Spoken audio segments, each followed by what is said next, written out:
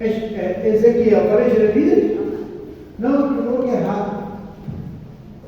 É Ezequiel. Está com essa grande cabeça, eu coloquei esse errado. É Ezequiel. Ezequiel 12, versículo 1.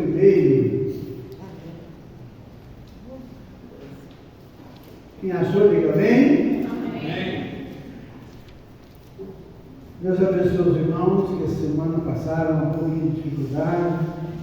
A irmã Celina, a Camila, o netinho também passou dificuldade, a família também passa, alguns outros irmãos aí que o Senhor venha restaurar a sua saúde.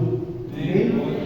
Ezequiel 12, versículo 1. Veio a minha palavra do Senhor dizendo: Filho do homem, tu habitas no meio da casa rebelde. Tem olhos para ver e não ver, tem ouvidos para ouvir e não ouve, porque a casa é rebelde. Tu, pois, ó filho do homem, prepara a mobília para mudar de país, e de dia muda de lugar à vista deles, e do teu lugar mudarás para outro lugar à vista deles. Bem pode ser que reparem nisso, ainda que eles são casa rebelde. Podemos assentar, que nós estaremos orando. Irmãos, vamos falar um pouquinho sobre esse texto aí, mais especificamente sobre o verso 2. Nós vamos trabalhar bastante ele. Ezequiel, irmãos, foi um filho de um sacerdote que viveu no cativeiro babilônico, e Deus usou o profeta Ezequiel para corrigir o seu povo, para dar repreensões de advertência ao seu povo Israel. Ezequiel 1, versículo 3, fala-se uma vez expressamente a palavra do Senhor a Ezequiel, filho de Buzi, o sacerdote, na terra dos caldeus, né? Então, enquanto Ezequiel estava lá na Babilônia, ele era um dos cativos da Babilônia, o Senhor profetizou lá naquele período, e Ezequiel profetizou em torno do ano 622 ao ano 600 antes de Cristo. Né? E no texto que a gente lê, irmãos, Deus mesmo chama a atenção do seu povo. Deus mesmo chama seu povo de casa rebelde.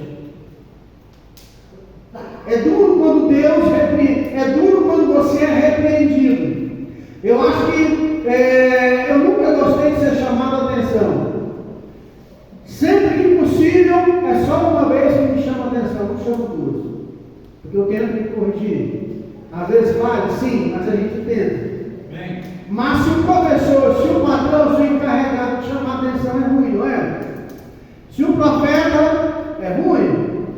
Mas se o próprio Deus te chamar de rebelde, deve ser muito triste. Irmãos, a dureza de coração geralmente faz com que os problemas não sejam encarados de frente. E o maior problema daquela nação é que eles tinham dureza de coração. Eles eram uma nação rebelde. Tudo que Deus profetizava, tudo que Ezequiel falava, tudo que os profetas falavam, eles não davam crédito. Vocês têm uma ideia? O profeta Isaías andou 3 anos nu e ninguém reparou. Ezequiel também ninguém reparou. O Deus veio nesse texto como advertência ao povo de Israel e ninguém reparou. Então a dureza faz com que os problemas não sejam encarados de frente. Quem tem uma dureza no seu coração não encara os problemas. Ele está sempre inventando desculpa, como Adão e Eva. Deus disse: olha, você comeu do fruto que eu te falei? Não, comi não, senhor. Foi a mulher que me deu o fruto. Não encara o problema. Pessoa de coração duro está jogando a culpa no outro. Não é macho para bater no peito e falar: eu errei mesmo, como Davi. Davi cometeu um adultério e um homicídio. Deitou com a mulher do homem e mandou matar o homem. É ruim? Se deitou com aquela mulher, com aquela bela mulher, e mandou matar seu marido, para ninguém ficar sabendo. Só que tem um que viu que é Deus.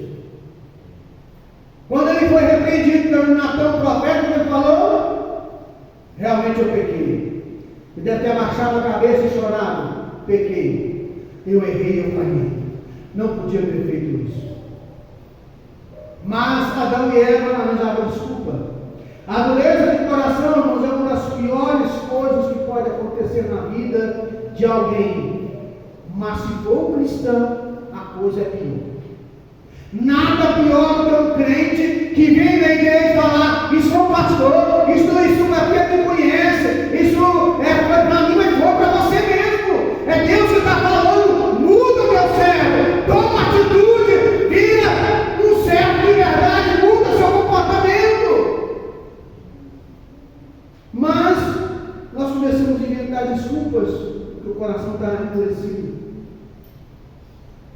Pessoas que têm o coração endurecido, sabe qual é uma das características dele?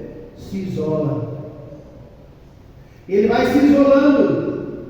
Ele vive sem disposição para crescer, prosperar, crescer no ministério, crescer na graça, crescer financeiramente. Ele vai se isolando. Sabe o que é pior de tudo? Se afasta da graça de Deus. Se afasta do amor de Deus. E aí a coisa só vai piorando. Deus não quer isso para o seu povo. Sabe o que Deus fala através do profeta Ezequiel? Ezequiel 36, 26. Eu vou lhe dar para vocês um coração novo. Porém, dentro de vós um espírito novo. Tirarei de vocês o coração de pedra. Para e vou te dar um coração de carne. Era um povo de coração duro. Só um pouquinho mais de duro. Era um povo de coração duro. Era um povo que não estava ouvindo a voz de Deus. Cuidado para você não estar vindo na igreja, orando, lendo a Bíblia, mas não escuta o que Deus fala com você. Para pensar, a primeira coisa que no versículo 2, Deus fala com o povo de Israel: filho do homem, tu habitas no meio de uma casa rebelde.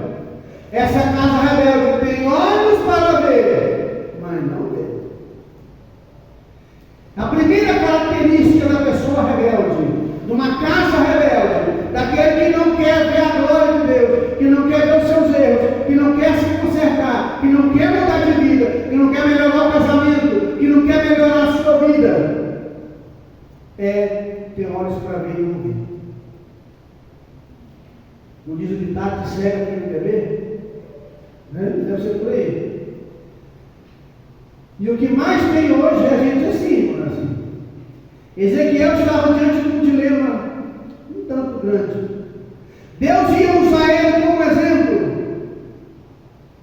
Filho do homem, prepara a tua mobília. É tipo assim: pega suas roupas, junta a sua tralha e põe nas costas e sai. Só que Deus não mandou ele sair pelo portão. Era para Ezequiel pegar suas coisas, colocar nas costas e cavar um muro. Cavar um buraco no muro. Para chamar a atenção do povo. Ezequiel 12, verso 5. Abre um buraco na parede. À vista dele, todo mundo vai ver. Sai por ali. Todo mundo estava vendo. E verso 9, Deus já pergunta: filho do homem, não te perguntou a casa de Israel, aquela casa rebelde, o que você está fazendo cavando no muro? Perguntou não, né? Assim estão muita gente hoje em dia, irmãos. Não estão nem aí com o que está acontecendo na igreja e no mundo. As igrejas estão se movimentando, o mundo está se movimentando. Nada no mundo nunca esteve tão organizado como agora. Pode achar que o mundo é uma desordem, mas não é. Satanás está se organizando nos grupos. Tem grupo de tudo quanto é tipo. Para o quê? Para atacar a igreja. Quer ver? Fala de um homossexual mais famoso para você ver. Se você não perde, sabe, não perde trabalho, perde família, perde quase tudo, se você não estiver bem firme mesmo. Porque são um grupo unido. Cristão não é unido, gente. Nós queremos só viver a nossa vidinha. Está que nem na época do profeta Ageu. que o povo estava preocupando com a sua casa, com a sua vidinha, e falou assim: olha, povo meu, não é hora de habitar em casas apaineladas, não é que você está com a sua casa toda arrumada e a casa de Deus está em ruínas. A casa de Deus, nós sabemos, não é esse templo. Isso aqui não é o templo. Pastor, a igreja sou eu. Não, você nunca foi e nunca vai ser a igreja. Eu nunca fui e nunca vou ser a igreja do Senhor. Eu faço parte da igreja do Senhor. Você faz parte. A igreja é um conglomerado. É quando os irmãos se reúnem, quando cumpre Mateus 18, versículo 20, onde tiverem 2 ou 3 pessoas reunidas em meu nome, ali estou eu no meu deles. Igreja é um grupo. Igreja não é um só, não. Você pode ser o templo do Espírito Santo, sim, mas a igreja. Igreja aos irmãos. Isso aqui não é apenas um galpão. Pode ser bonito, pode ser chique, pode usar para louvar a Deus, pode usar para dançar, para fazer o que quiser, mas quando o povo de Deus se reúne, aqui é santo, esse lugar é santo, esse altar é santo. Então precisa entender que nós somos um povo diferente. Nós não podemos ficar como as demais pessoas estão vivendo. A Deus de qualquer maneira. Deus falou para Ezequiel: olha, você vai sair da lista de todos e ninguém vai falar nada.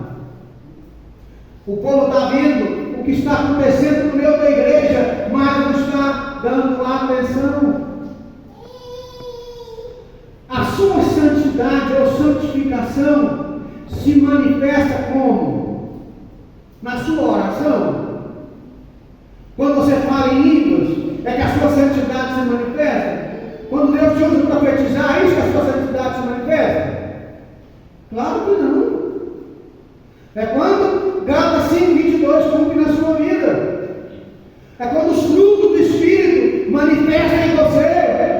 Amém. Quando os frutos manifestam paz, amor, longanimidade, domínio próprio, mansidão, temperança, é quando você é aquela pessoa que tem domínio próprio. Quando aquela pessoa que tem temperança é aquela pessoa que não vai estar falando que não deve ela pista para falar.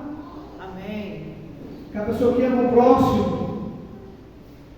Né? Glória a Deus.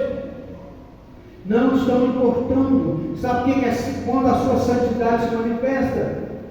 É quando você cumpre 1 Coríntios 10:31. Quer comais ou bebais ou façais qualquer coisa, fazei para a glória do Senhor. Amém. Tudo que você faz você está abençoando alguém ou não. Tudo que você faz, você está glorificando o Senhor ou não. Você é testemunha de Cristo onde você for. Esteja com a gravata, com o terno, esteja com a Bíblia na mão ou não. As suas ações falam por si só. Na hora da refeição na sua casa, quando você está com a família, a primeira coisa que você tem que fazer é orar. Agradecer ao Senhor por aquilo que você tem. O negócio ficou tão difícil. Perderam tanto esse costume de agradecer, que os americanos, a nação americana dos Estados Unidos, criou o Dia de Ação de Graças. É feriado nacional. Ação de graça é o quê? Quem estuda? O que é? É dia de você agradecer por tudo que você tem. Irmão, a cristão tem que agradecer pelo que tem a todo dia. Amém. Pela esposa que você tem, pela família que você tem, agradecer pelos problemas que você tem. Pastor, não vai agradecer pelos problemas, ou então aprenda a agradecer, se Deus nunca sai da sua vida. Deus está querendo te ensinar alguma coisa com o que você está passando. Porque segundo Romanos 8:28, todas as coisas contribuem para o bem daqueles que amam a Deus. Tudo que eu passo, eu vou tirar uma lição. Eu vou aprender. Amém. Então é melhor aprender logo para me mudar de vida logo, mudar o repertório para me crescer um pouquinho mais. Então, quando você fizer alguma coisa, é lá para o Senhor. Isaías andou lá em Isaías 20, verso 3, fala: meu servo Isaías andou 3 anos nu e descalço, em sinal para o povo de Deus. E o povo não reparou. Hoje também, irmão, não estão vendo os sinais dos tempos. Está vendo não, irmão? Não estão vendo a falta de tempo para o Senhor. Muitos não têm tempo para pegar e ler a palavra do Senhor. Não estão tendo tempo para ler um livro. Só, irmãos, não tem tempo para vir na igreja 2 vezes na semana. Mas tem tempo para o seriado, tem tempo para o futebol, tem tempo para o lazer. Ah, isso não pode faltar, não pode viver sem. A única coisa que você não pode viver sem é a graça do Senhor. Amém. Jó perdeu riqueza, Jó perdeu família, 10 filhos, Jó perdeu toda a sua saúde, mas ele não perdeu a fé. Amém. E ele pode dizer em Jó capítulo 19: eu sei que o meu Redentor vive. Amém. E eu sei que ele vai levantar, e depois que ele revestir esse meu corpo da minha pele, eu vou ver a Deus em mim mesmo, os meus olhos verão no outro. Jó sabia o que ele estava falando.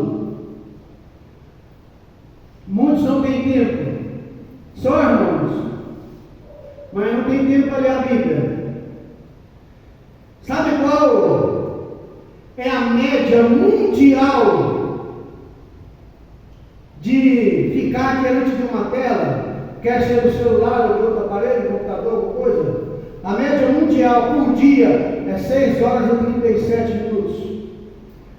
Segundo o site de tecnologia Electronics Hub, divulgado em abril desse ano.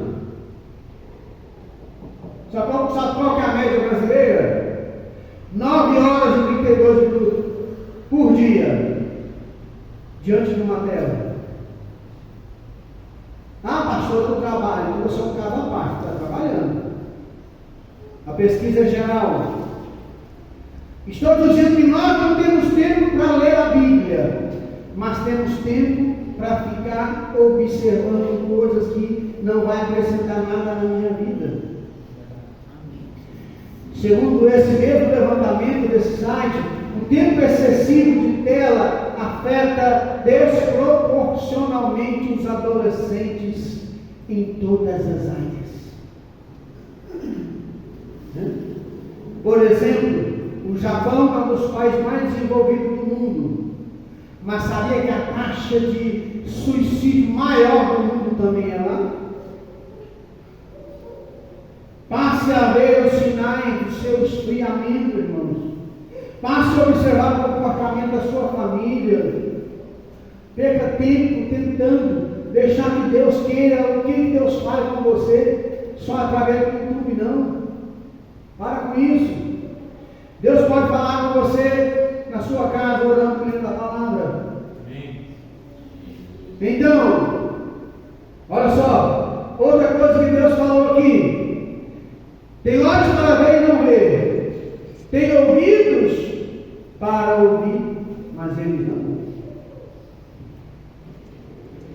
O povo viu Ezequiel saindo com a bagagem, viu ele cavando lá no muro e não falou nada. Isaías 3 anos nu e descalço, ninguém falou nada.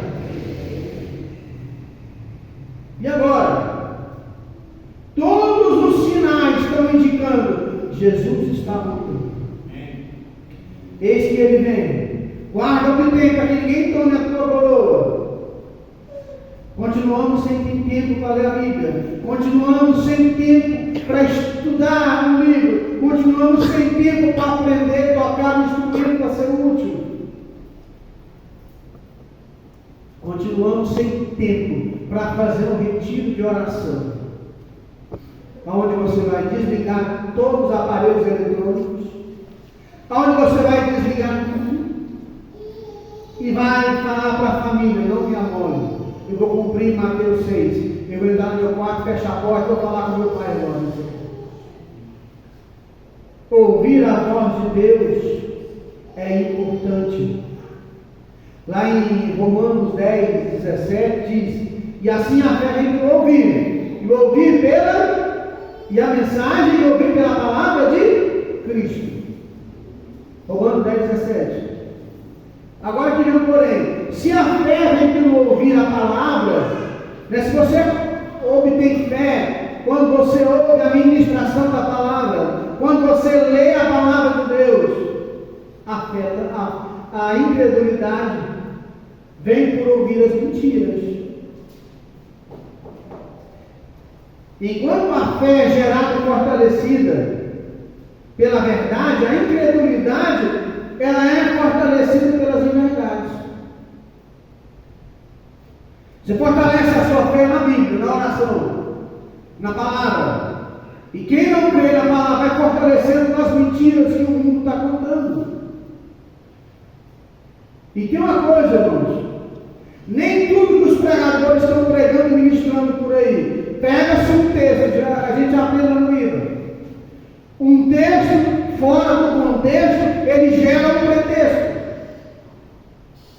Pega-se um texto isolado da palavra de Deus e quer ensinar como sendo verdade. Irmão, você precisa entender todo o processo. A verdade está na Bíblia.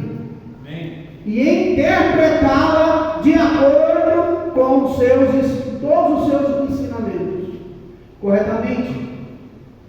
Nem todo mundo que prega a palavra de Deus, os youtubers da vida e os influencers da vida, estão pregando a palavra corretamente.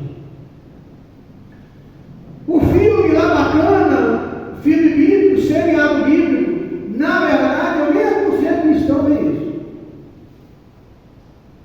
Quer conhecer a Deus? Pega a Bíblia, irmão. Pega a Bíblia para ler. E vai criar a sua própria imaginação. Porque quando você vê alguma coisa, a parte do seu cérebro que cria a imaginação está infrutífera. Eu vou entrar nessa área que eu na minha especialidade. Mas quando você vê alguma coisa, a sua imaginação está estéril. Mas quando você lê, você imagina. Quando você vê lá, como foi citado aqui Ezequiel, quando Ezequiel, olha, o Senhor me arrebatou no espírito e ele me levou para um vale seco de ossos. O que você imagina? Ezequiel em pé e diante dele milhares de ossos no chão. É automático. Quando ele escuta a voz, filho do homem, poderão esses ossos ele vê. Ezequiel olhou para os ossos, mas ele falou: quem está falando comigo é Deus. Senhor, tu sabes. Se o Senhor falar que vai, ele vai falar que não, né? É sua imaginação criando tudo isso. Então passa a ler a Bíblia. Filme seriado pode até ser bom, mas que nem a Bíblia não é. Para ver o rosto cristão, e antes de abrir a Bíblia para ler, tem que orar e falar: Deus, fala comigo, me ensina que eu possa entender o que eu vou ler agora. Porque João 8,47 diz: quem é de Deus, ouve as palavras de Deus. Por isso não tens ouvido, porque eu não sou de Deus. Deus falava com os seus ouvintes naquela época através de Cristo. Como eu faço para ouvir a voz de Deus, pastor? Vou tentar adiantar aqui. Primeiro passo para se ouvir a voz de Deus é abaixar o volume das outras vozes. Vamos pegar só um exemplo aqui. Elias lutou com os profetas de Baal e o profeta Portido. Eram 850 homens. Ele deu cabo dos 450 profetas de Baal, não foi? Mas depois, um homem que acabou com 400 homens ficou com medo de uma única mulher. Ao tanto que a mulher mete medo no homem. Mulher é uma bênção, não pode ser um problema. Elias correu, mas assim, de uma mulher. Uma. E ele ficou tão atemorizado que ele sentou num lugar deserto e falou: Senhor, basta, chega, eu estou cansado de sofrer, já fui sustentado por corpos, ele deve ter pensado a falar, como está na Bíblia, já fiquei lá no ribeiro, era corpo que ia parir no urubu que tratava de mim, fui para a casa de uma mulher, então era o filho dela, falou: Senhor, eu estou passando dificuldade demais, pode tirar minha vida, chega. Mas não era plano de Deus ainda. Deus deu um plano na sua vida. Deus vai querer fazer algo na sua vida. Amém. Por isso que você não pode desistir. Elias estava cansado, ele estava ali descansando na presença de Deus. E o anjo toca nele e fala: levanta, come e bebe. Se não me engano, 2 ou 3 vezes ele levantou, comeu e bebeu pão e água, e com a força daquele alimento ele caminhou 40 dias e 40 noites até Horebe, o monte de Deus, que é o mesmo Sinai. Lá ele foi falar falar com Deus, ele entrou numa caverna. Quando foi que Deus falou com ele? Quando passou um vento forte? Quando a tempestade espedaçava as pedras? Ou quando houve bem calma? É na calma aí que Deus vai falar com você, gente. Às vezes a voz de Deus é só silêncio. Ele vai falar com você de maneiras maravilhosas, mas principalmente através da sua palavra. Não é uma voz mística que você fica com medo. Provavelmente, nós não vamos ouvir a voz de Deus nesse mundo como Adão e Eva ouviam audível. Não.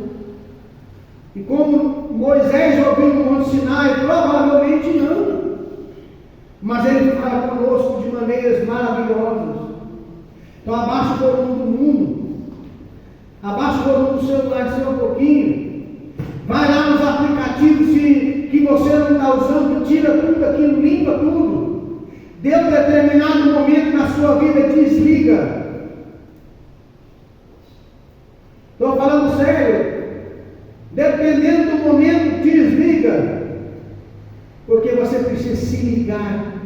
Não deixa que o mundo entre na sua vida. Nós fazemos parte desse mundo, claro que vamos fazer. Mas nós não podemos ser essa casa rebelde que Deus está falando. Nós temos que ter olho para ver, enxergar, ter ouvido para ouvir, escutar. Deus falou, meu povo vê, escuta, mas não está me vendo nem me escutando. Olha só, vamos ficar de pé, Ezequiel 36, verso 26. Eu não sei se você faz parte da casa rebelde, mas eu quero que você pense nessa noite. Deus quer que você o escute. Amém. E veja o que Ele está fazendo. Irmão, tem muita gente sofrendo no nosso meio. Tem muita gente sofrendo nos nossos dias. Ezequiel 36, 26. E vos darei um coração novo. Porém, entre vós um espírito novo. Tirarei o coração de pedra da vossa carne, e vos darei o coração de carne. E porém, entre vós o meu espírito, e farei que andeis os meus estatutos, e guardeis os meus juízos, e os observeis. Deus não quer apenas que você tenha um coração novo. Deus quer que você tenha uma atitude nova. Que você passe a dar ouvido à voz de Deus. Que você passe a crer na sua palavra. Porque a vontade de Deus é que Ele seja o centro da sua vida. Isso. Que Ele seja o centro de todo o seu ser. Então mude o seu comportamento hoje. Passe a ouvir a voz de Deus. Se você quer uma oração, pode chegar aqui na frente.